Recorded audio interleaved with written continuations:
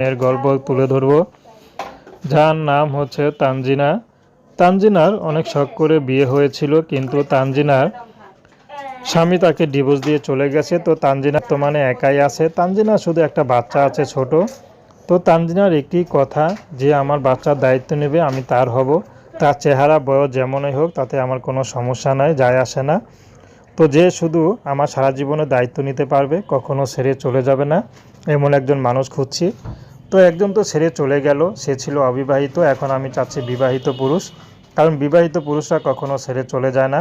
আর যদি বয়স্ক হয় আরও ভালো হয়, কারণ তাদের একজন দেখাশোনার জন্য দায়িত্ব একটা লোক দরকার। তো আমি চাচ্ছি এমন একজন মানুষ যে সারা জীবন আমার পাশে থাকবে। তো বর্তমানে তানজিনা শুধু একটা নানি আছে, তার বাবা মা কেউ নেই। নানি তাকে বিয়ে দিয়েছিল।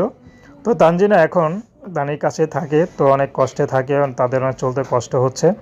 তো এই জন্য তানজিনা এখন ইউটিউবে এসেছে। ইউটিউব আসতে চায়নি, কিন্তু বাধ্য হয়ে এসেছে। কি করবে, ইয়াং মেয়ে, এই বয়সে তো আর স্বামী ছাড়া থাকা যায় না। তো তানজিনা চাচ্ছে যদি ভালো একটা মানুষ পায়, সে বিবাহিত হোক আর বয়স্ক হোক, তানজিনা বিয়ে শাদী করতে রাজি আছে।